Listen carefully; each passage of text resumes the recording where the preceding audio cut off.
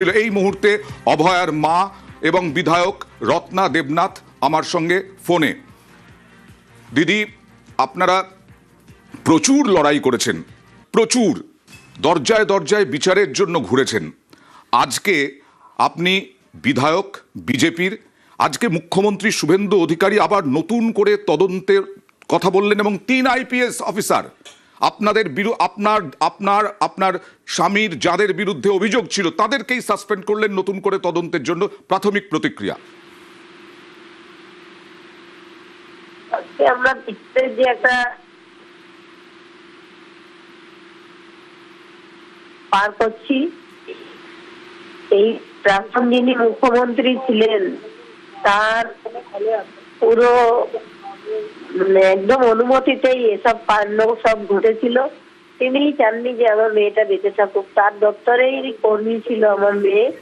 উনি আমার মেয়েকে সুরক্ষিত রাখতে পারেননি, রাখতে চাননি আমার মেয়েকে।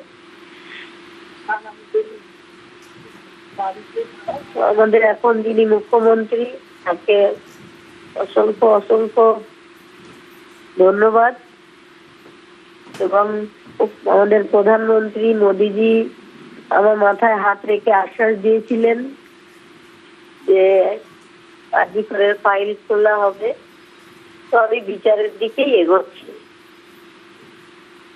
আমরা বারবার একটা কথা বলি মাঝে মধ্যেই, বিচারের বাণী নীরবে নিভৃতে কাঁদে।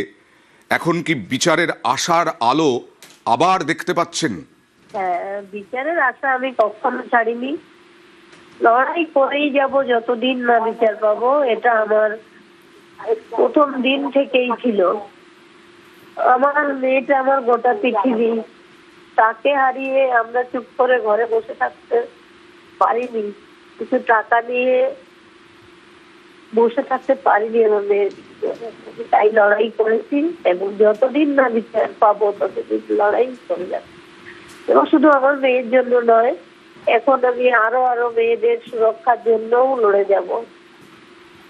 ঠিকই, আপনি যেহেতু জনপ্রতিনিধি, যেন কোনোদিন এরকম স্বপ্ন হারিয়ে যায়, কানে দিয়ে যায়, আর কোনো বাবা মাকে যেন এই ঘটনার সম্মুখীন না হতে হয়, এটার জন্য আমি লড়াই করব।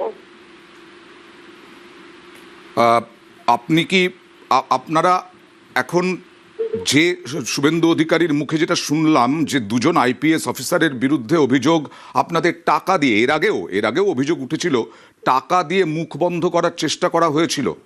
হ্যাঁ, টাকা দিয়ে আমার মেয়ে ডেড বডি শোয়ানো ছিল, সেখানে এসে টাকা অফার করা হয়েছিল। কিন্তু যিনি এসেছিলেন তার কাছে টাকাটা কে দিল?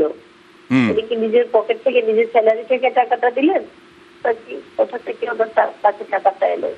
আর আমাদের এলাকার MLA কমিশনার তারা নিয়েই বা এলো কেন টাকা?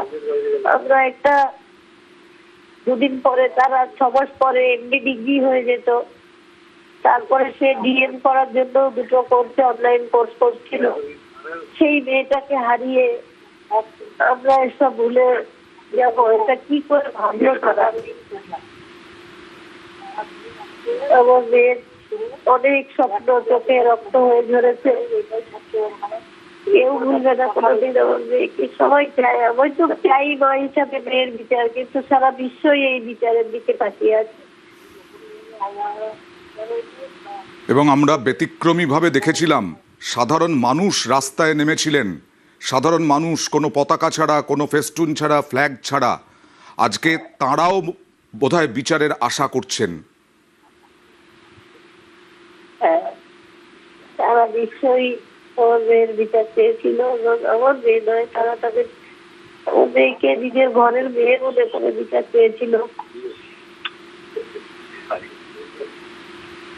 অনেক ধন্যবাদ আপনার সঙ্গে, আপনি সময় দিলেন আমাদেরকে।